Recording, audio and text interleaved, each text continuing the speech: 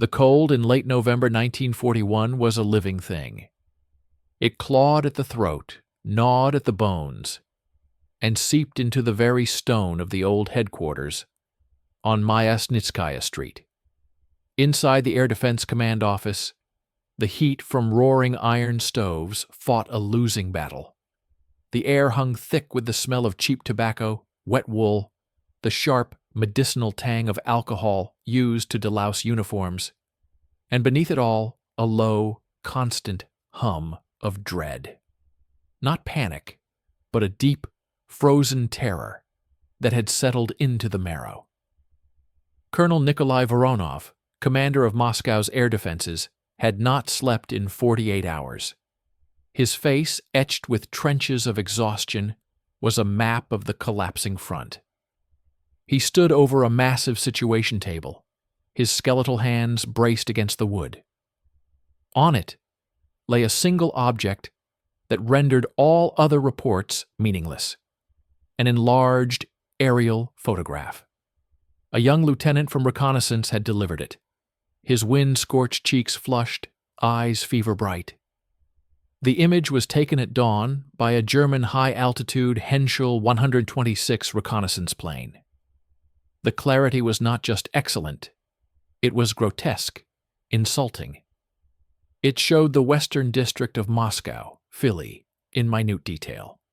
And at its heart, like a perfect target painted on a map, was Aviation Plant Number 22. Not just buildings. You could see the long, distinct shadows of assembly bays, the precise geometry of railway spurs, even individual carts near the foundry. For a German bombardier, this was not intelligence. It was a ready-made destruction order.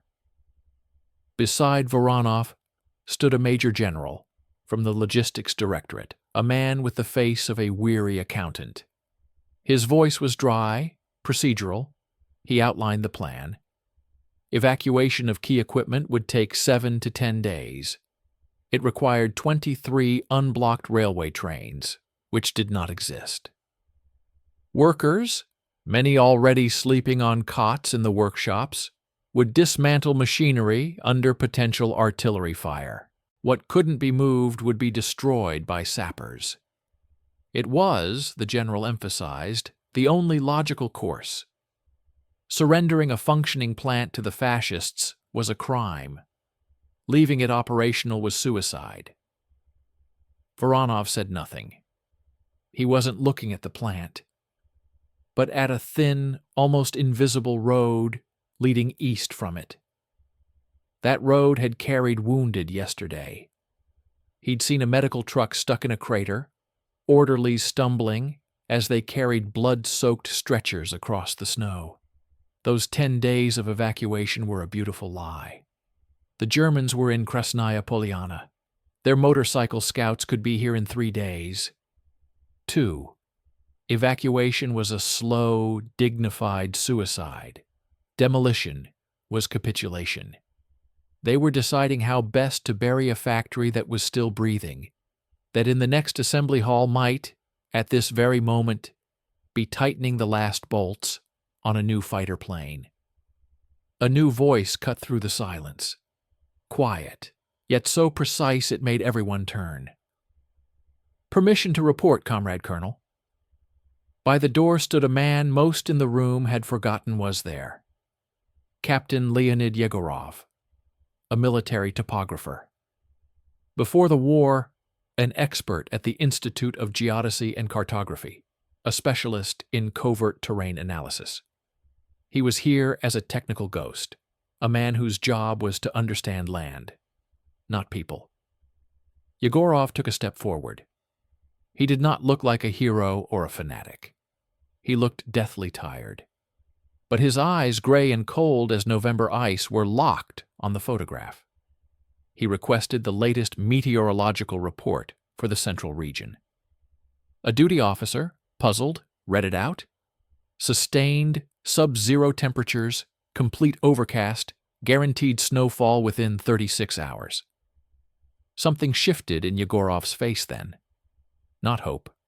Calculation. A ruthless, almost inhuman calculation. He approached the table and pointed not at the factory, but at the space surrounding it on the photo. Gray smudges of fields, copses, village outskirts. "They see a factory," Yegorov said, his voice taking on a metallic edge, "because their eyes and their film are programmed to see a factory. The photograph is a fact, but reality is what we show them." He swept his gaze across the room, finally meeting Voronov's eyes. There was no challenge there, only the grim certainty of a surgeon undertaking a hopeless procedure. "What if we don't evacuate it?" he asked, each syllable dropping like a nail. "What if we don't blow it up? What if we make it disappear?" The Major General gasped as if punched. "Captain, are you proposing we play hide-and-seek with the Luftwaffe? Drape the workshops in sheets? This is not a circus." But Yegorov was no longer listening to him. He spoke rapidly, passionately, laying his cards on the table. "The German pilot doesn't see bricks. He sees contrasts, shadows, geometry. We will give him different geometry. We will take that snow coming our way and make it our first layer of paint. We will alter the shadows. We will break up those long, murderously straight roof lines into hundreds of small, chaotic shapes. We will build fake villages on those roofs, sheds, haystacks made of burlap and sawdust. We will block the roads with fake debris piles, the kind their reconnaissance has already seen on retreating sectors. We won't hide the plant from the photograph. We will kill the plant in this photograph and birth in its place what their intelligence will deem a non-target. A village, a scrapyard, a wasteland." He fell silent, breathing heavily. A heavy, incredulous silence filled the room. They all stared at this mad captain who proposed fighting bombs with paint and rags. Voronov tore his eyes from Yegorov and looked back at the photograph. He didn't see just a target. He saw the thousands of workers who would be ash tomorrow. He saw the last fighter planes that would never take flight. And he saw a mad, dazzling vector. A lie. Not a small, tactical one. A grand, strategic, brazen lie that had to be laid out over hectares. The colonel slowly straightened. All the fatigue, the weight of the world, seemed to retreat for a moment, replaced by a cold, steel resolve. "Evacuation plan. Cancelled," he said quietly. Yet the words rang like a shot. "Demolition teams, stand down." He turned to Yegorov. The captain's face was pale but utterly still. "Captain Yegorov, you are now assigned. You will report to the headquarters of the Special Camouflage Service in Perlovka. Your superior is Major Svetlov. Explain your idea to him. You will get whatever is not needed at the front this very hour. Men, materials, autonomy." Voronov paused, and his gaze became an ice drill. "And you will make it so that in 1 week, when that German reconnaissance plane flies over that spot, it finds not even a hint of its own photograph. You will make that factory a ghost, or we will all become ghosts." When Yegorov saluted and left the office, the door clicked shut behind him with a soft, final sound. In the dim corridor, the spine that had been rigid before the commander suddenly sagged. He leaned against the icy wall, closed his eyes, and exhaled with force. His hands in thin leather gloves trembled with a fine, uncontrollable shake. He had just signed an order for the impossible. His idea, cold and elegant in theory, now had to become flesh and blood, kilometers of canvas, tons of paint, the lives of people he would send onto those roofs under potential bombs. But beneath that fear, deeper, a different, dark wave was already churning. Exhilaration. The exhilaration of a gambler who has staked everything. The exhilaration of a creator given not a canvas, but reality itself to rewrite. He unclenched his fingers, looked at his palms, which now had to command not a pencil on a map, but an army of illusions. Then he pushed himself off the wall, adjusted his belt, and his footsteps on the concrete corridor floor sounded rapid and firm, dissolving into the hum of the headquarters bustle. There was no way back, only forward, into a world where truth had to be murdered so that the living could survive. The road to Perlovka was a scar across the frozen earth. Captain Leonid Yegorov sat in the passenger seat of a battered Gaz AA truck, its engine whining in protest against the cold. Outside, the world was a study in monochrome despair. Endless columns of refugees shuffled eastward, their silhouettes hunched against the biting wind, pushing handcarts piled with pathetic remnants of lives. They flowed past shattered trucks, the carcasses of dead horses, and the occasional chillingly still form by the roadside, already half covered in drifting snow. This was the reality his idea had to defeat. Not just German cameras, but this crushing tide of human retreat. The Special Camouflage Service headquarters was not a headquarters at all. It was a dacha, a pre-war summer house for some minor official, now marooned in a skeletal birch grove. Its whimsical gingerbread-style architecture looked absurd and fragile against the wartime gray.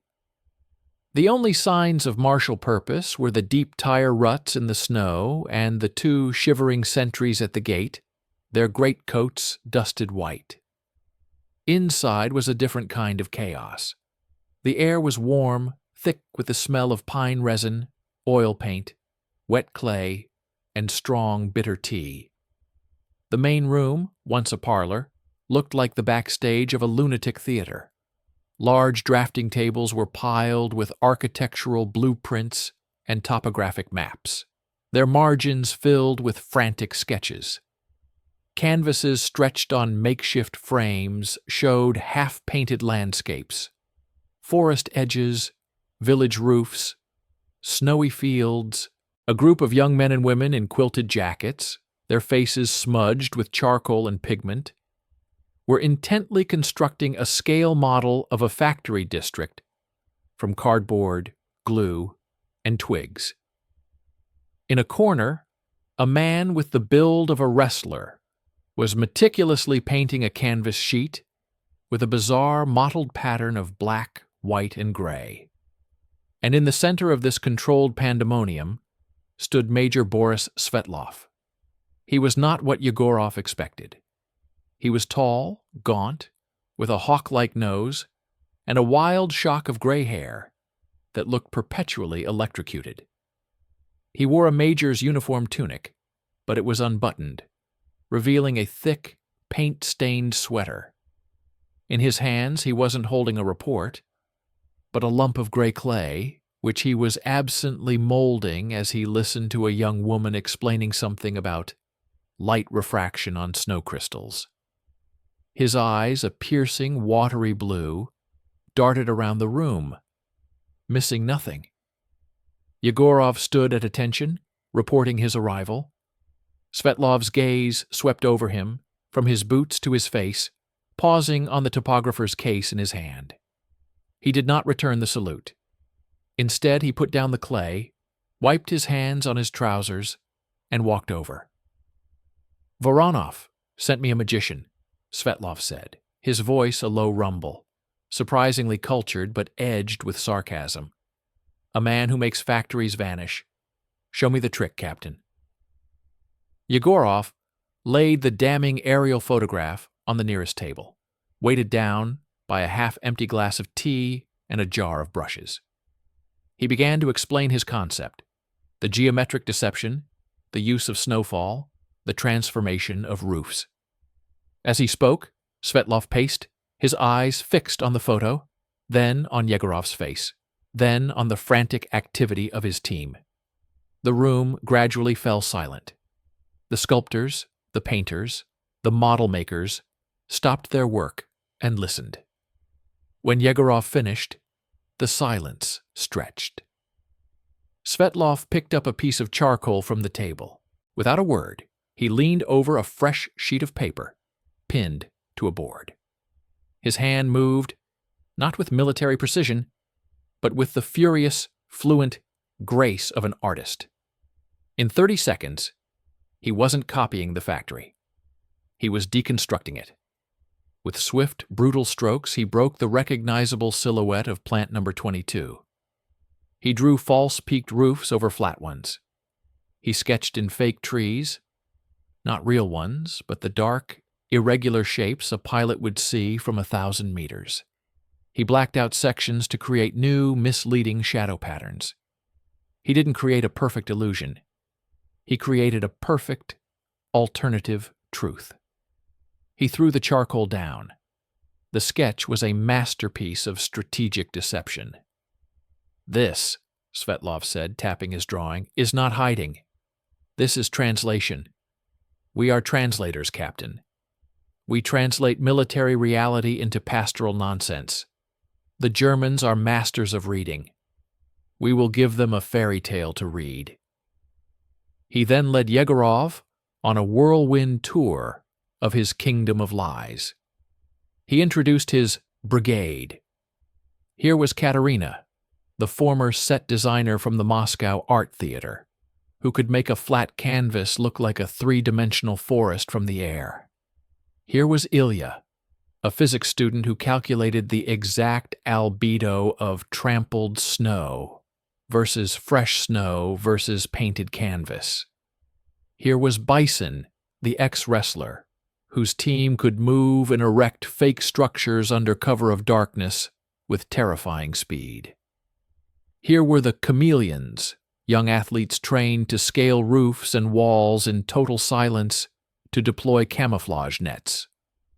"This," Svetlov declared, his voice now blazing with a fervent, terrifying pride, "is the new front line. Our bullets are perspective and shadow. Our trenches are in the enemy's mind." Then he dropped the real scope of the task. It wasn't just one factory. From a locked cabinet, he produced a map of the Moscow defensive zone. Dozens of sites were marked in red. Aircraft factories, tank repair depots, reserve artillery parks, key bridges, the entire northern and western airfield network. "Voronov gave you Plant 22, Svetlov said, his finger sweeping over the map. "The Stavka has given me all of this. Your idea, Captain, if it works on one, becomes the template for all. We are not just saving a factory. We are building a phantom landscape in front of Moscow. We are creating the illusion that there is nothing here worth bombing, that the heart of the defense is hollow." The weight of it was colossal, paralyzing. But as Yegorov looked around the dacha, at the focused, almost manic energy of these artists-turned-soldiers, a strange counterweight emerged. This wasn't the grim, doomed calculus of the headquarters. This was a desperate creative frenzy. It was insane. But it was a fighting insanity.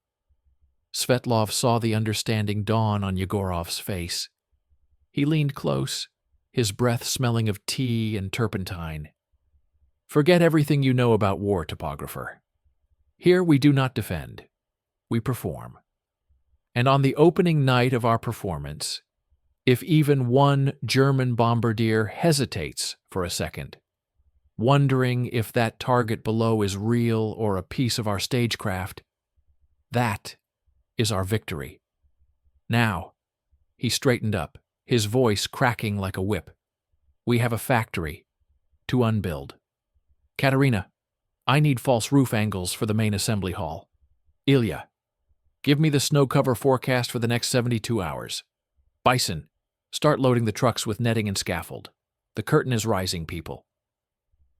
As Yegorov was pulled into the vortex, handed a set of blueprints and a mug of terrible scalding tea, he felt the last vestiges of his old world fall away. The fear was still there, a cold stone in his gut, but it was now mixed with something else, the terrifying, exhilarating responsibility of a forger tasked with rewriting reality itself. In this painted, propped-up fictional world, they would make their stand. The transformation of plant number 22 began not with a grand declaration, but in the absolute silence of a moonless night. It was a surgical strike against perception. Captain Yegorov, standing on the roof of a neighboring water tower with Major Svetlov, felt he was watching the birth of a monstrous, silent machine. Below, the factory was a sprawling beast of brick and steel, its outlines stark against the lighter snow. It was a perfect geometric truth, and their task was to commit an act of visual murder against that truth. The first wave moved in the pitch black. Bison's team, men with the silhouettes of bears, emerged from the surrounding woods. They did not speak. They communicated with clicks of their tongues and touches of their hands. They carried rolled-up masses of heavy, treated canvas and lightweight, tubular steel scaffolding. They moved with a swift, terrifying grace, swarming up drain pipes and ladders they had prepositioned during the last twilight. The only sounds were the soft scuffs of boots on icy gravel, the metallic whisper of poles being slotted together, and the low, strained breathing of men performing heavy labor in sub-zero darkness. By first light, a skeletal, ghostly structure had begun to bloom atop the main assembly hall. It was not a building. It was the idea of a different skyline, a jumble of irregular peaks and slopes. The day shift arrived, bleary-eyed workers who stopped dead in their tracks, staring up at the strange growth on their roof. Confusion rippled through the ranks. Was this sabotage? Some insane new directive? Then the artists descended. As dawn broke, painting a weak gray light across the scene, Katerina and her team appeared.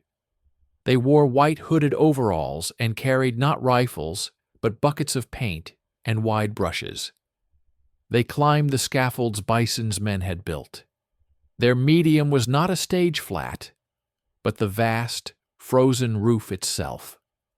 They worked with a feverish speed, born of knowing they were exposed.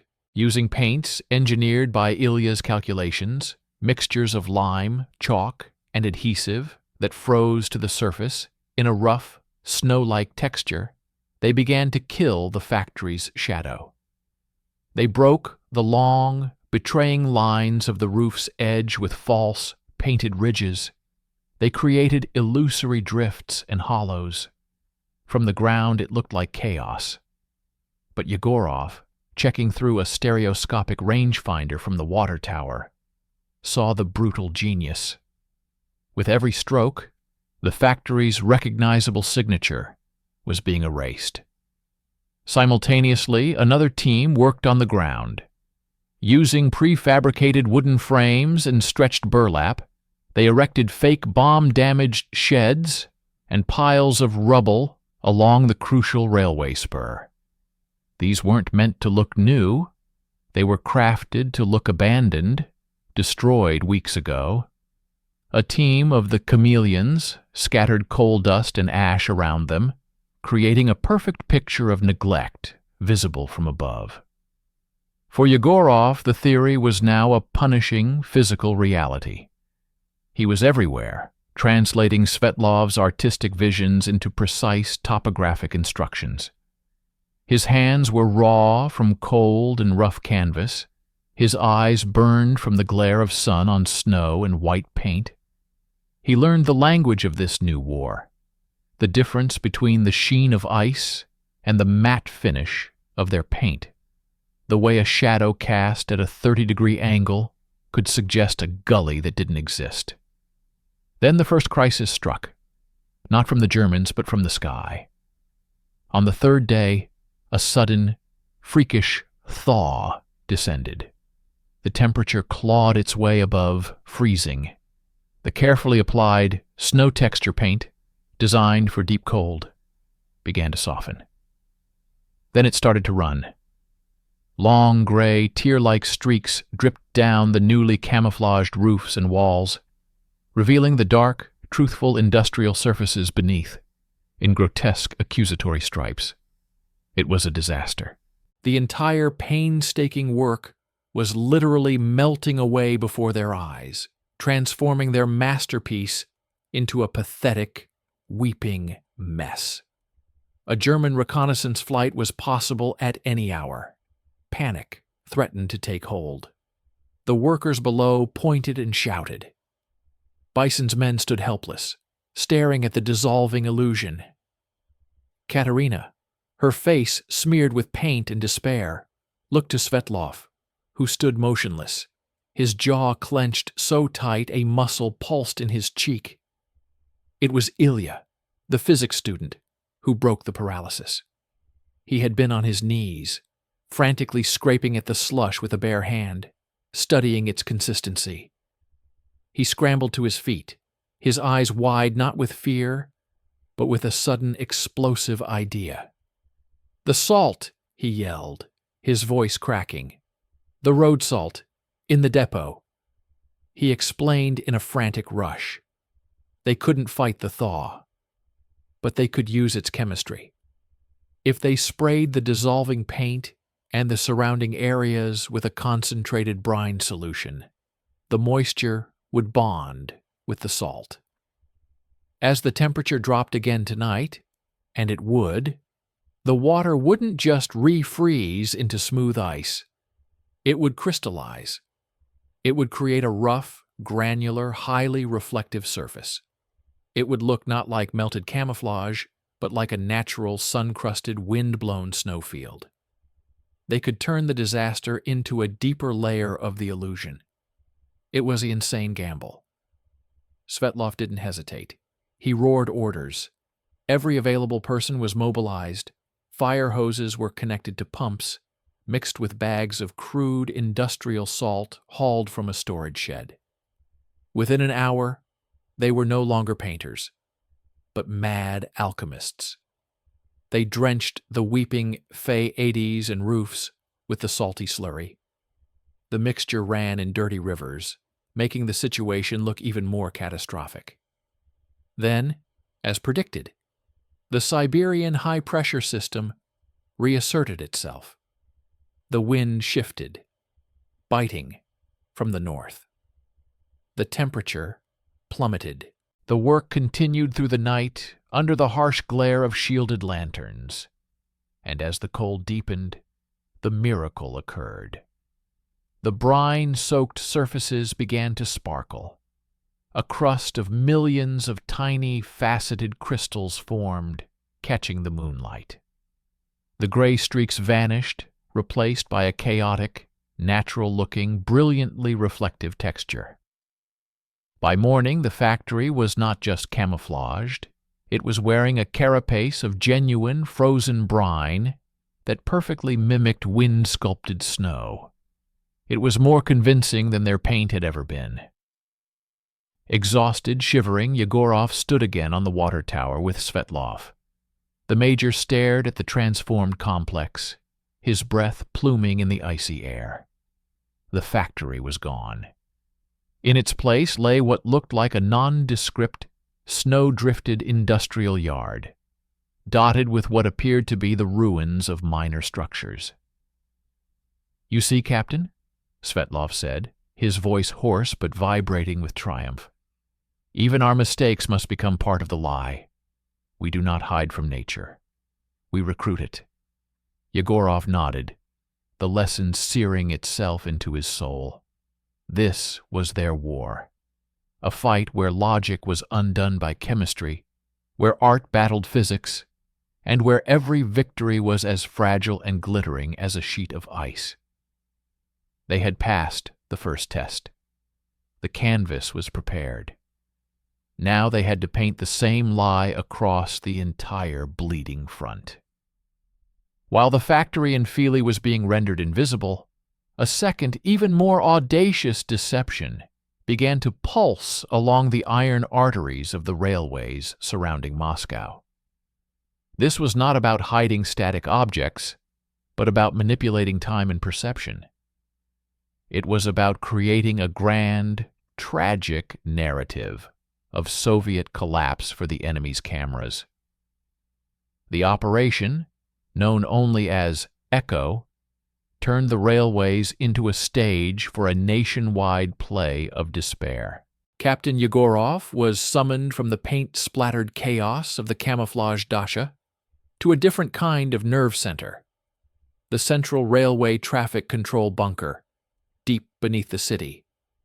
Here, the air tasted of ozone, damp concrete, and stale sweat. The light was a sickly yellow from countless low-wattage bulbs, illuminating a gargantuan wall-mounted map of the entire Moscow rail junction.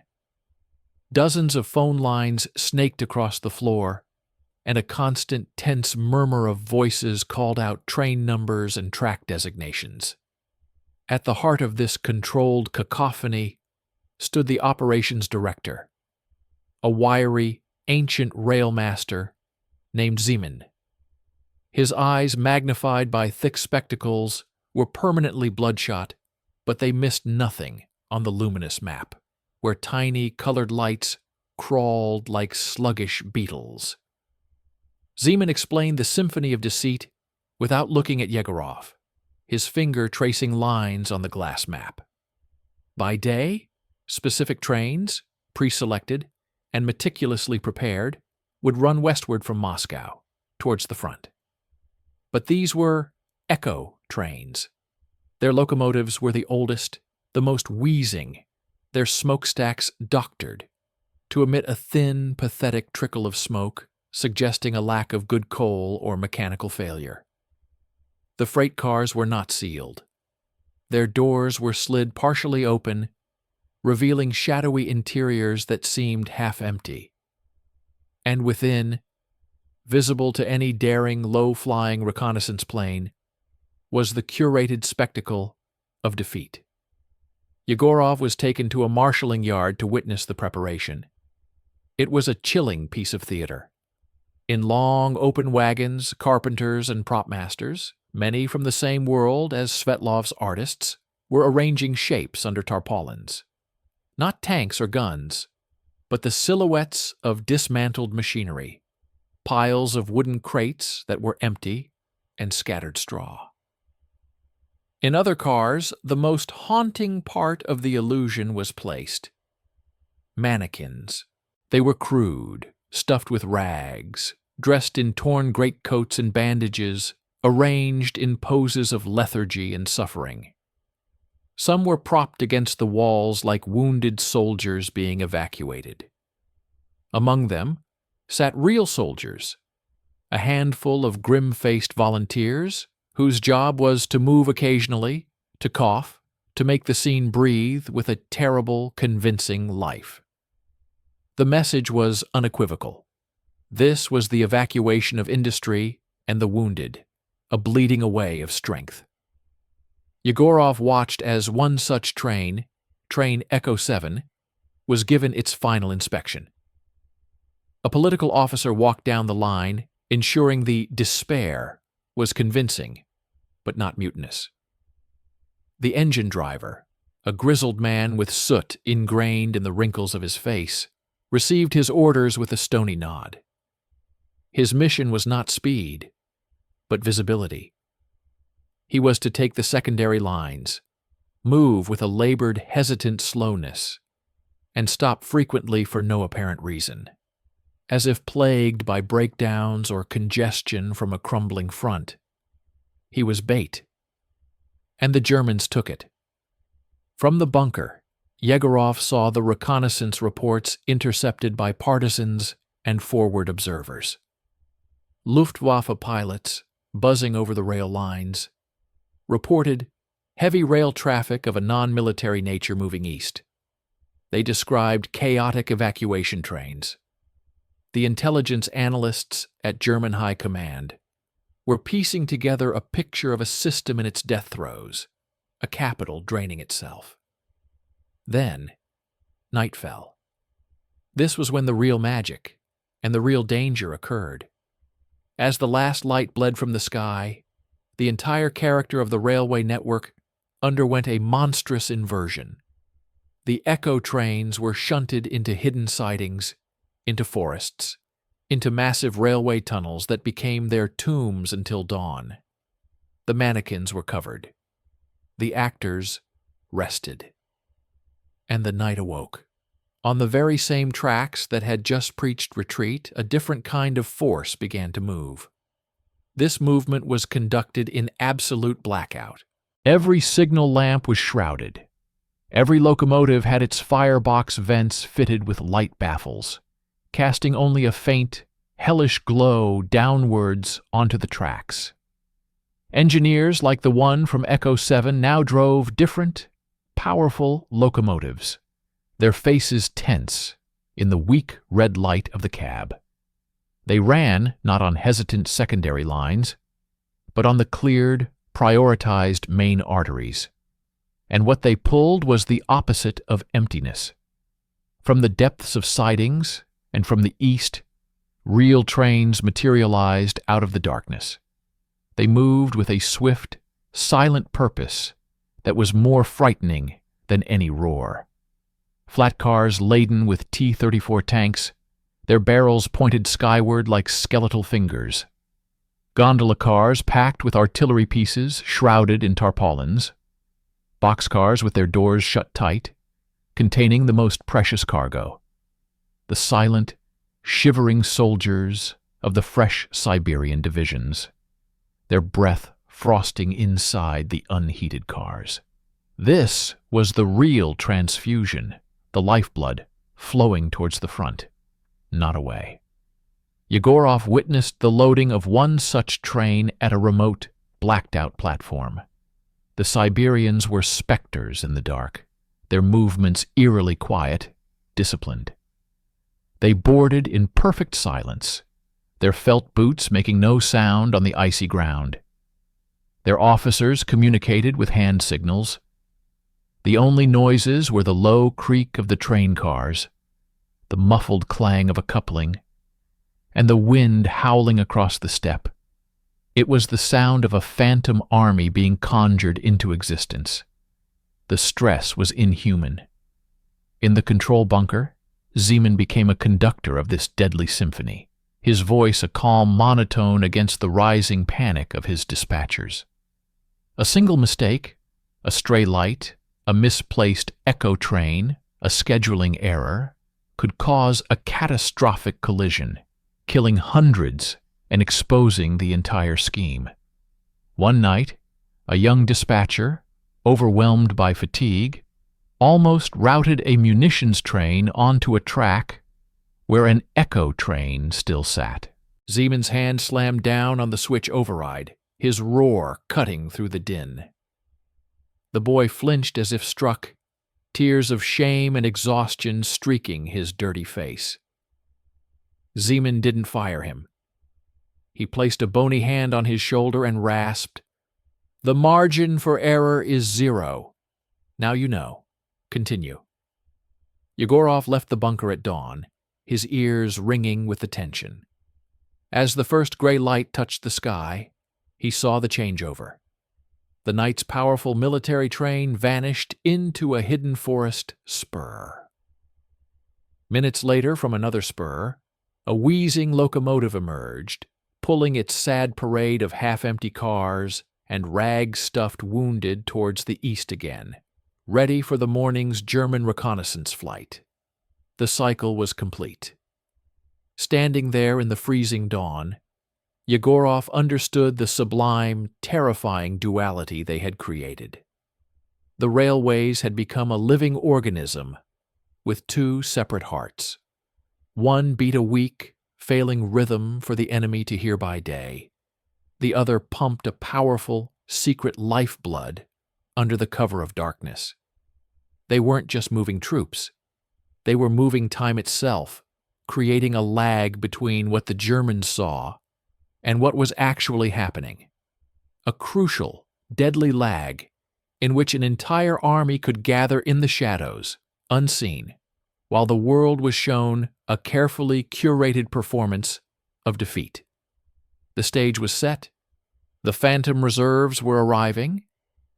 Now they needed a place to hide. The phantom trains delivered their cargo into a vacuum.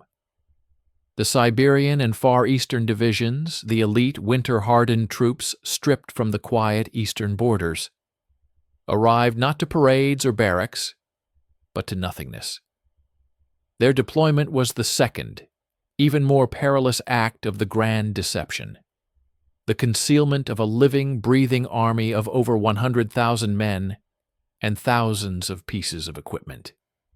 If hiding a factory was delicate surgery, hiding an army was an attempt to make a hurricane invisible. Captain Yegorov was now attached to the command staff of the newly forming 10th Army, a ghost unit on paper, meant to be a phantom in reality.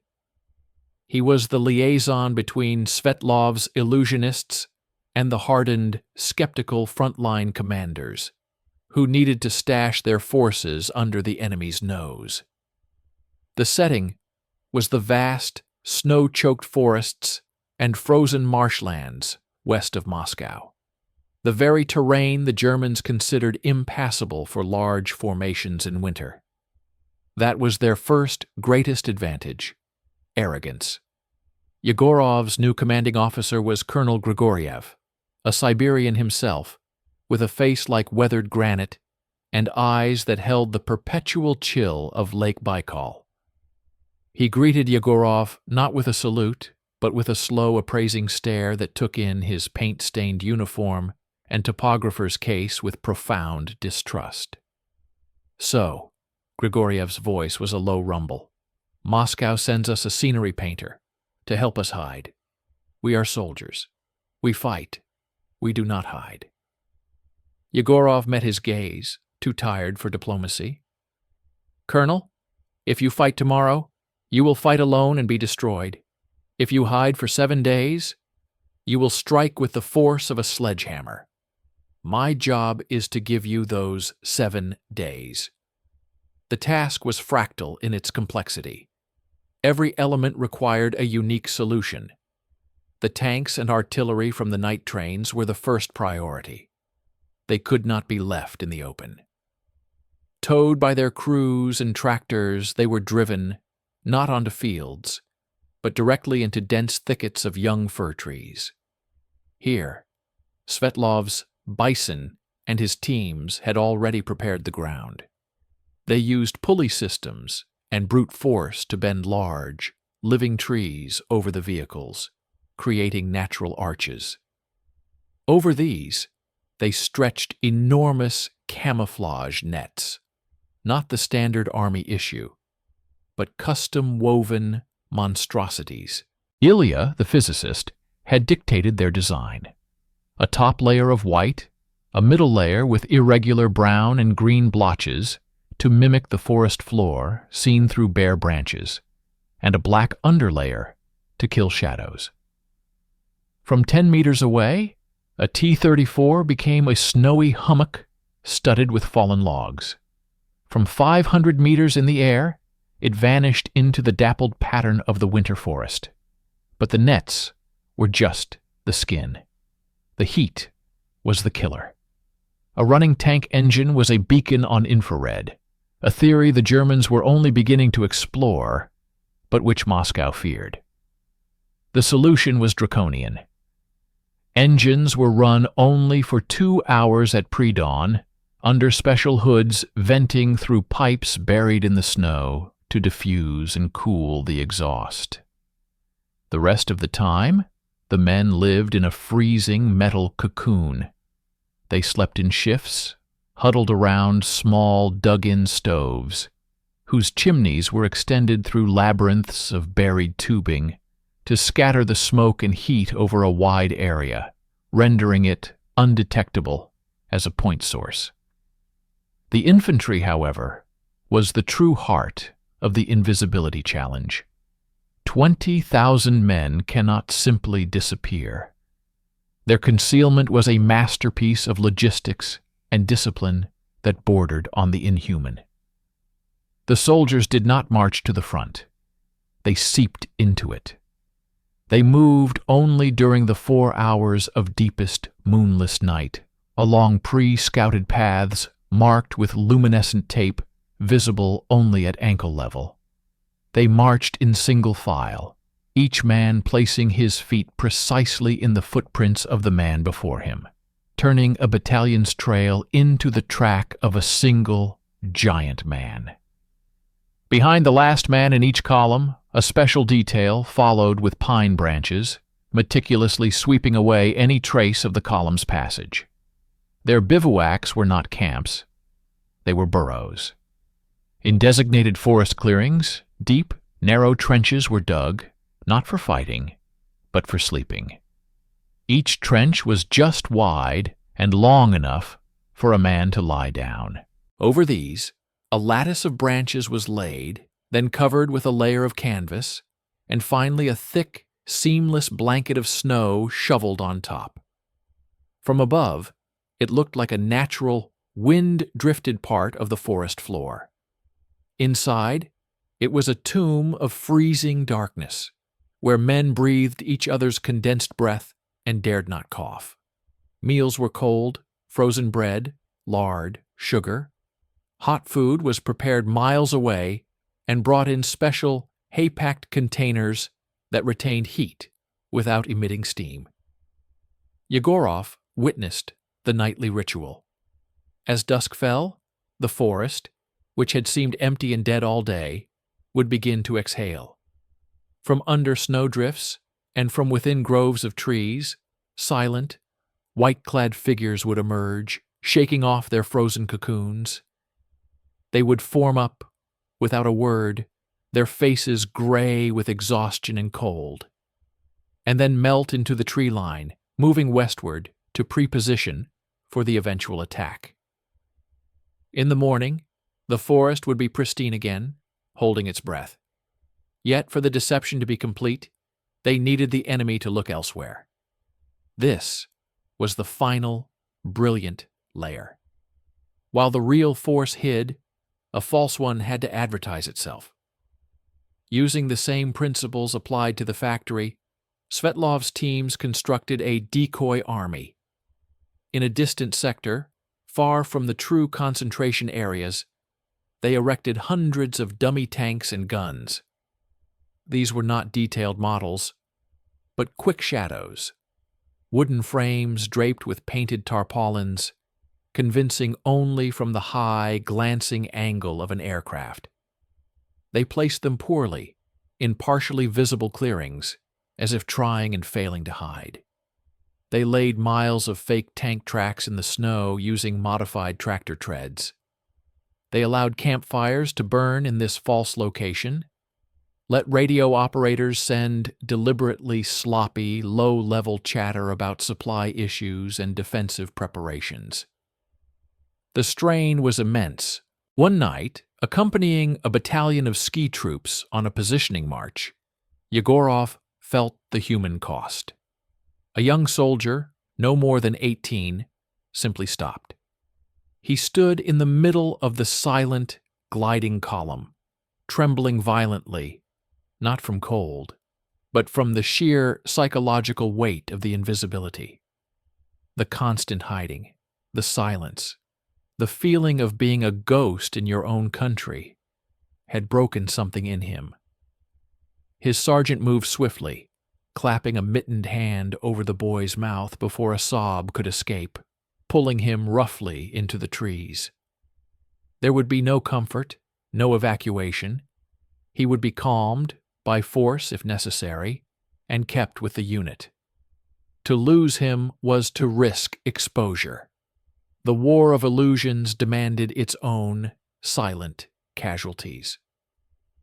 Colonel Grigoriev found Yegorov at dawn, watching the last of the ski battalion disappear into their snow burrows. The colonel's face was still hard, but the distrust in his eyes had been replaced by something heavier, a grim respect. He handed Yegorov a metal flask. The liquid inside was vodka, so cold it was syrupy. "Your painted forest, Captain," Grigoriev said, his gaze sweeping over the innocent sleeping woods that concealed his entire regiment. "It holds. For now. But a painted wall does not stop a bullet. Soon my men will need to stop being ghosts and start being soldiers again." Yegorov took a burning swallow, the heat spreading through his frozen core. He nodded. The final piece of the trap was almost set. They had hidden the fist. Now they needed the enemy to turn his face directly into its path. The phantom trains delivered their cargo into a vacuum. The Siberian and Far Eastern divisions, the elite, winter-hardened troops, stripped from the quiet eastern borders, arrived not to parades or barracks, but to nothingness. Their deployment was the second, even more perilous act of the grand deception, the concealment of a living, breathing army of over 100,000 men and thousands of pieces of equipment. If hiding a factory was delicate surgery, hiding an army was an attempt to make a hurricane invisible. Captain Yegorov was now attached to the command staff of the newly forming 10th Army, a ghost unit on paper, meant to be a phantom in reality. He was the liaison between Svetlov's illusionists and the hardened, skeptical frontline commanders, who needed to stash their forces under the enemy's nose. The setting was the vast, snow-choked forests and frozen marshlands west of Moscow, the very terrain the Germans considered impassable for large formations in winter. That was their first, greatest advantage: arrogance. Yegorov's new commanding officer was Colonel Grigoriev, a Siberian himself, with a face like weathered granite and eyes that held the perpetual chill of Lake Baikal. He greeted Yegorov not with a salute, but with a slow, appraising stare that took in his paint-stained uniform and topographer's case with profound distrust. "So," Grigoriev's voice was a low rumble, "Moscow sends us a scenery painter to help us hide. We are soldiers. We fight. We do not hide." Yegorov met his gaze, too tired for diplomacy. "Colonel, if you fight tomorrow, you will fight alone and be destroyed. If you hide for 7 days, you will strike with the force of a sledgehammer. My job is to give you those 7 days." The task was fractal in its complexity. Every element required a unique solution. The tanks and artillery from the night trains were the first priority. They could not be left in the open. Towed by their crews and tractors, they were driven, not onto fields, but directly into dense thickets of young fir trees. Here, Svetlov's bison and his teams had already prepared the ground. They used pulley systems and brute force to bend large living trees over the vehicles, creating natural arches. Over these, they stretched enormous camouflage nets, not the standard army issue, but custom-woven monstrosities. Ilya, the physicist, had dictated their design. A top layer of white, a middle layer with irregular brown and green blotches to mimic the forest floor seen through bare branches, and a black underlayer to kill shadows. From 10 meters away, a T-34 became a snowy hummock studded with fallen logs.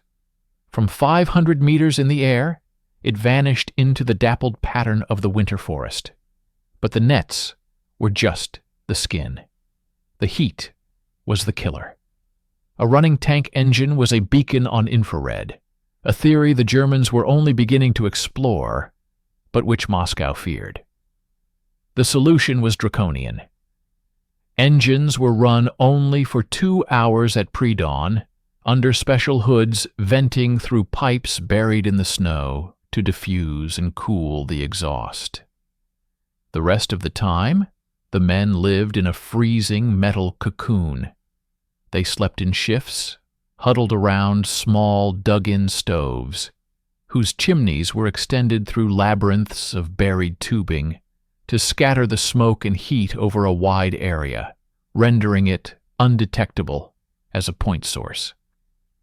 The infantry, however, was the true heart of the invisibility challenge. 20,000 men cannot simply disappear. Their concealment was a masterpiece of logistics and discipline that bordered on the inhuman. The soldiers did not march to the front. They seeped into it. They moved only during the 4 hours of deepest moonless night, along pre-scouted paths marked with luminescent tape, visible only at ankle level. They marched in single file, each man placing his feet precisely in the footprints of the man before him, turning a battalion's trail into the track of a single giant man. Behind the last man in each column, a special detail followed with pine branches, meticulously sweeping away any trace of the column's passage. Their bivouacs were not camps. They were burrows. In designated forest clearings, deep, narrow trenches were dug, not for fighting, but for sleeping. Each trench was just wide and long enough for a man to lie down. Over these, a lattice of branches was laid, then covered with a layer of canvas, and finally a thick, seamless blanket of snow shoveled on top. From above, it looked like a natural, wind-drifted part of the forest floor. Inside, it was a tomb of freezing darkness, where men breathed each other's condensed breath and dared not cough. Meals were cold, frozen bread, lard, sugar. Hot food was prepared miles away and brought in special hay-packed containers that retained heat without emitting steam. Yegorov witnessed the nightly ritual. As dusk fell, the forest, which had seemed empty and dead all day, would begin to exhale. From under snowdrifts and from within groves of trees, silent, white-clad figures would emerge, shaking off their frozen cocoons. They would form up, without a word, their faces gray with exhaustion and cold, and then melt into the tree line, moving westward to preposition for the eventual attack. In the morning, the forest would be pristine again, holding its breath. Yet, for the deception to be complete, they needed the enemy to look elsewhere. This was the final, brilliant layer. While the real force hid, a false one had to advertise itself. Using the same principles applied to the factory, Svetlov's teams constructed a decoy army. In a distant sector, far from the true concentration areas, they erected hundreds of dummy tanks and guns. These were not detailed models, but quick shadows, wooden frames draped with painted tarpaulins, convincing only from the high, glancing angle of an aircraft. They placed them poorly, in partially visible clearings, as if trying and failing to hide. They laid miles of fake tank tracks in the snow using modified tractor treads. They allowed campfires to burn in this false location, let radio operators send deliberately sloppy, low-level chatter about supply issues and defensive preparations. The strain was immense. One night, accompanying a battalion of ski troops on a positioning march, Yegorov felt the human cost. A young soldier, no more than 18, simply stopped. He stood in the middle of the silent, gliding column, trembling violently, not from cold, but from the sheer psychological weight of the invisibility. The constant hiding, the silence, the feeling of being a ghost in your own country had broken something in him. His sergeant moved swiftly, clapping a mittened hand over the boy's mouth before a sob could escape, pulling him roughly into the trees. There would be no comfort, no evacuation. He would be calmed, by force if necessary, and kept with the unit. To lose him was to risk exposure. The war of illusions demanded its own silent casualties. Colonel Grigoriev found Yegorov at dawn, watching the last of the ski battalion disappear into their snow burrows. The colonel's face was still hard, but the distrust in his eyes had been replaced by something heavier, a grim respect. He handed Yegorov a metal flask. The liquid inside was vodka, so cold it was syrupy. "Your painted forest, Captain," Grigoriev said, his gaze sweeping over the innocent sleeping woods that concealed his entire regiment. "It holds. For now. But a painted wall does not stop a bullet. Soon my men will need to stop being ghosts and start being soldiers again." Yegorov took a burning swallow, the heat spreading through his frozen core. He nodded. The final piece of the trap was almost set. They had hidden the fist. Now, they needed the enemy to turn his face directly into its path. The silence before the storm was not a metaphor. It was a physical law imposed on the forests west of Moscow. For Captain Yegorov, the days had dissolved into a hyper-vigilant routine of checking and rechecking the camouflage nets, monitoring the fragile discipline of the hidden army, and waiting for the final, irrevocable order to attack. The tension was a live wire strung through every snow burrow and frozen tank, humming at a frequency just below hearing.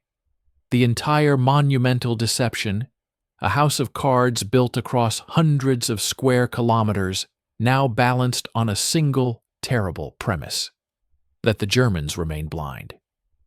The flaw in the perfect illusion came not from the sky, but from the ground. It was human, small, and lethal. A German long-range reconnaissance patrol, Group of Fuchs, had been inserted a week earlier to verify the puzzling quiet in a sector the Luftwaffe had labeled of low tactical concern. They were not ordinary soldiers. They were mountaineers from the Alpine Corps, men who moved through snow like wolves, experts in silence and survival. Their orders were to observe, not engage, but their leader, Feldwebel Erich Brandt, was a hunter by nature, uneasy with the sterile silence of the forests. The absence of signs, the too perfect blanket of snow, felt wrong to his instincts. On the eve of the Soviet offensive, Brandt's patrol, moving on skis with blancoed webbing, found a discrepancy. It was a track, almost invisible, where the crystalline surface of a sun-crusted snowdrift had been subtly fractured. Not by an animal, but by the careful sweep of a pine branch. A branch held by the last man in a Soviet concealment detail 3 nights prior. The sweep had been near perfect, but a single tiny cluster of snow crystals had been compacted differently, catching the low afternoon light at a betraying angle. It was a mistake measured in millimeters. Brandt, on his belly, studied it through field glasses. His eyes, narrowed against the glare, followed an impossible line, a series of such infinitesimal compressions, leading not along a game trail, but in a dead straight line into a dense young fir grove, that aerial photos showed as impenetrable and empty. He felt the old, cold thrill of the hunt. This was no phantom. This was a trail. He signaled his 4 men. They would investigate the grove at dusk. Yegorov was at the 10th Army's forward command post, a cramped dugout buried under 3 meters of earth and snow, sharing a tin of cold stew with Colonel Grigoriev, when the report came in. It was whispered by a pale, panting scout from a hidden observation post on the grove's perimeter.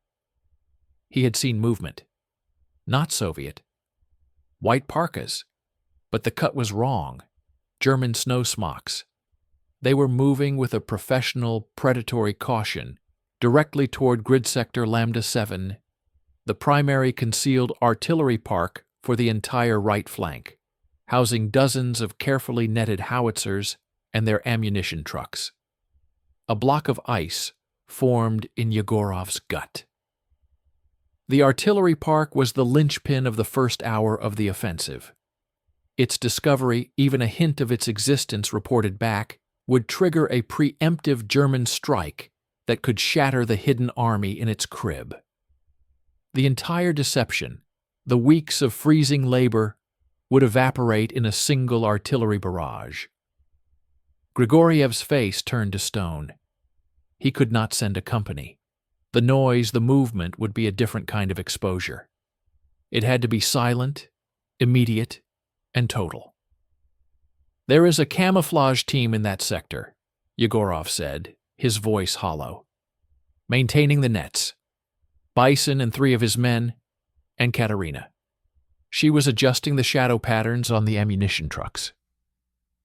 Grigoriev understood. They were the only force close enough. They were painters, sculptors, stagehands, not soldiers. But they were the guardians of the secret. He looked at Yegorov, and in that look was a terrible transfer of responsibility. "Go," the colonel said, the word final as a grave. "They are your people, no radio, no flares, no survivors." The race through the twilight forest was a blur of terror and burning lungs for Yegorov. He carried only his standard-issue pistol, a weapon he had rarely fired. He found Bison and his team not at the artillery, but at the edge of the grove. They had seen the Germans too. Katerina's face was white, her eyes wide, a long artist's brush still clutched in her frozen hand like a useless wand. Bison held a heavy carpenter's hammer. His 3 assistants had wrenches and sharpened entrenching tools. They were tools of creation, not destruction. Yegorov pointed into the gathering gloom, his hand shaking. He didn't need to explain. The 5 Germans were ghosts between the trees, 30 meters away and closing, their shapes becoming clearer. Feldwebel Brandt had stopped, raising a fist. He had seen something, a glint of metal under a net, the unnatural straight line of a cannon barrel disguised as a log. His head was tilted, the realization dawning. He was reaching for his map case. There was no plan, only necessity. Bison moved first. With a guttural sound that was neither shout nor roar, he charged, not at the leader, but at the nearest sentry. It was not a soldier's charge, it was a bull's. The German, startled, brought his MP-40 up, but too late. Bison's hammer smashed into the side of his head with a sickening, wet crunch. The sound was appallingly loud in the silent wood. Chaos erupted. Gunfire ripped the twilight. Short, stifled bursts from the Germans. One of Bison's men fell, clutching his throat, a dark fountain spilling between his fingers onto the pristine snow. Katerina screamed, not in fear, but in a raw burst of fury, and threw herself at another soldier, driving her paintbrush toward his eye like a dagger. Yegorov found himself on the ground, his pistol kicking in his hand, firing at a shape. He saw Bison take a full burst from a submachine gun in his chest, the impact throwing the giant man back against a tree. But Bison did not go down. He pushed himself off, lurched forward, and wrapped his massive arms around the shooter, bearing him to the ground, where they disappeared into a thrashing, silent struggle in the snow. It was over in less than a minute. The silence rushed back, now heavy with the metallic smell of blood and cordite. Yegorov stood, gasping. 2 of Bison's men were dead. The 3rd was wounded, moaning softly. Katerina knelt in the snow, trembling, the handle of her brush protruding from a German soldier's eye socket. Bison lay on his back, a dark stain spreading across the snow beneath him, his chest a ruin. But beneath him, the German he had crushed was still. Feldwebel Brandt was not among the dead. Yegorov's blood turned to ice. He spun around. 20 meters away, Brandt was scrambling on his skis, fleeing back the way he had come, one arm hanging useless, but moving with desperate speed. He had seen, he knew. He had to get back to his lines. Yegorov raised his pistol, but his hands were shaking violently. He fired. The shot went wide, kicking up snow. Brandt ducked behind a tree, then emerged, pushing harder. He would disappear into the forest, and with him everything. Then a figure rose from the snow to Brandt's left. It was Ilya, the physicist. He must have been checking his weather instruments nearby. In his hands he held not a weapon, but a large, heavy theodolite on its heavy tripod. As Brandt skied past, Ilya, with a calm, almost academic precision, swung the metal instrument like a discus thrower. The solid brass base connected with the back of Brandt's head, with a dull, final thud. The German dropped like a sack, his skis sliding forward without him. The silence was absolute once more. Yegorov stumbled over. Ilya stood over the body, breathing heavily, looking at the theodolite as if he didn't recognize it. Brandt was dead. The patrol was eliminated. The secret was, for this moment, preserved. But the cost lay around them in the darkening clearing. Bison was gone. 2 others dead. The wounded man was bleeding out. Katerina cradled Bison's head, her tears cutting tracks through the paint and dirt on her cheeks, her whispered words lost in the fabric of his coat. Yegorov looked from their faces to the pristine, deadly camouflage of the artillery park, just beyond the trees.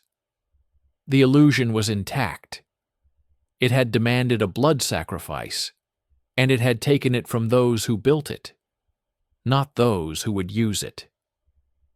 The painters had paid for the general's surprise with their lives. He felt no triumph, only a hollow, aching void. The final human flaw in the deception had been found and plugged, with flesh and bone. The storm could now break. But for Yegorov, standing in that clearing of death, the victory to come would forever smell of pine resin, blood, and the cold, indifferent snow. The dawn of December 5th, 1941, did not break. It was forged in iron and delivered with thunder. For Captain Leonid Yegorov, the final hours before the storm had been a waking nightmare of silent movement and unbearable tension. The blood-soaked clearing where Bison had fallen was now just another anonymous part of the frozen forest. The bodies and the evidence of the desperate struggle buried under a fresh, merciful fall of snow. The wounded man had died in the night. Katerina, her face a mask of grim endurance, had refused evacuation. She had cleaned her brushes, mixed fresh white pigment, and moved silently among the final camouflage adjustments, her grief channeled into a final perfect lie for the enemy's eyes.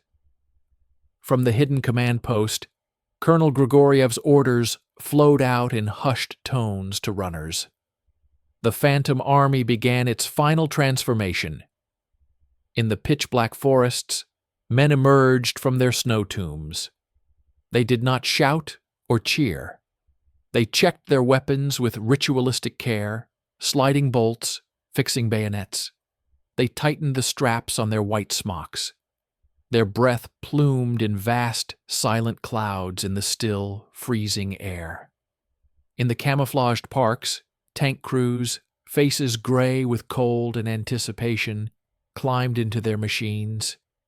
the order was given, and 100 engines coughed to life simultaneously. The sound was not a roar, but a deep, vibrating growl that seemed to rise from the very earth. A sound the forest had swallowed for weeks, but now could no longer contain.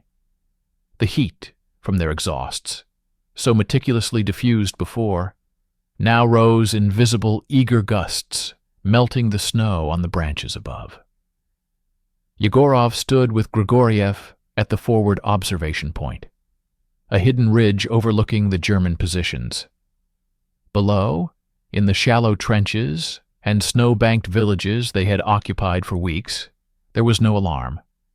Smoke curled lazily from dugout chimneys. The world was quiet, wrapped in the German High Command's certainty of Soviet exhaustion. They were preparing for their own final push on Moscow, not a Russian avalanche. At 0700, the world ended. It began not with small arms, but with the sky tearing itself apart. From the forest at Yegorov's back, from the groves and hollows that had been silent for so long, there came a flash, a collective orange tongue of fire that lit the twilight dawn from behind. A second later, the sound hit, a continuous, rolling, catastrophic thunder that went on, shaking the ground and compressing the air in their lungs. It was the sound of the hidden artillery park, the very guns Katerina had helped disguise, speaking their only truth. Hundreds of shells screamed overhead, a sound like ripping canvas magnified to apocalyptic volume. They walked their fury across the German front lines, the frozen earth erupting in plumes of black dirt and white snow, swallowing trenches, gun emplacements, and the still sleeping men inside them. Then the forests moved. From every copse, every ravine, every stand of trees the German maps had marked as empty, white-clad figures poured forth, not in disorderly human waves, but in disciplined, relentless lines, moving with the eerie silence of ghosts given voice only by the thunder of their own artillery. The Siberian divisions, their felt boots soundless on the snow, advanced with a terrifying, implacable momentum. Among them, with a deafening screech of metal on frozen ground, came the T-34s. They burst from their arboreal garages, shedding nets and branches, their dark green paint stark against the white, tracks churning the virginal snow into black mud. They were not phantoms anymore. They were the solid, crushing fist of reality. Yegorov watched through binoculars, his heart hammering against his ribs. He saw the moment of German shock, the precious, priceless seconds of paralysis they had purchased with deception. Men stumbled from dugouts without their weapons. Officers stood frozen, pointing at armies materializing from thin air. Machine gun nests, their fields of fire oriented the wrong way, were swarmed from the flanks they believed were secured by empty wilderness. Panic, contagious and terminal, snaked through the German lines. The confident, arrogant certainty of the night before shattered under the weight of this impossible reality. He saw Katerina far below, not with the advancing infantry, but with a small team at the edge of the tree line. They were not fighting. They were performing one last act of theater. As Soviet shock troops overran a German forward observation post, Katerina's team moved in behind them. With swift, practiced motions, they began to dismantle sections of their own, now useless dummy positions, the decoy tanks and guns in the secondary sector. They collapsed the facades, revealing their flimsy wooden frames to the advancing Soviet camera team that documented the victory. They were erasing the evidence of the deception even as its fruits were being reaped, ensuring the myth would be one of surprise, not of a drawn-out, ingenious fraud. the battle rapidly swept forward, leaving the ridge behind. The symphony of war, the crump of mortars, the staccato of machine guns, the deep-throated barks of tank cannons filled the valley. Grigoriev clapped a heavy hand on Yegorov's shoulder, a gesture that held the weight of 1,000 words, then moved off to join his advancing regiment. Yegorov did not follow. He was drawn elsewhere. He made his way back through the now truly empty forests, past the abandoned snow burrows and the skeletal remains of camouflage frames. He traveled not to the front, but to the rear, to the place where it had all begun.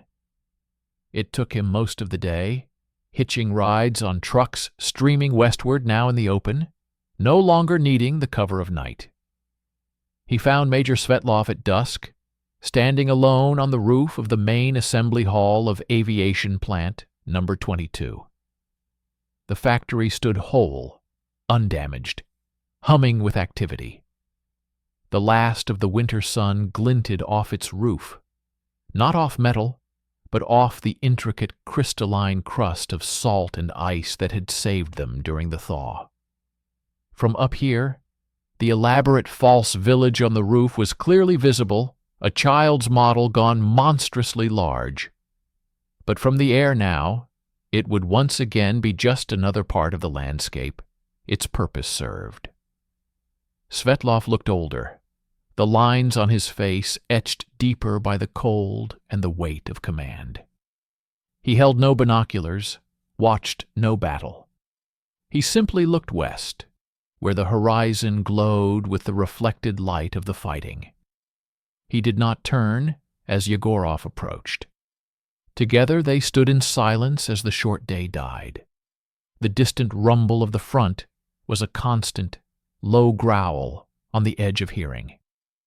From the factory below came the sounds of life, the clang of machinery, the shouts of workers, the hiss of steam. A train whistle blew, a clean, clear sound in the twilight. A train that no longer had to hide. Svetlov finally spoke, his voice quiet, hoarse. They are calling it a miracle, the sudden appearance of fresh armies, the hand of winter itself striking for Mother Russia.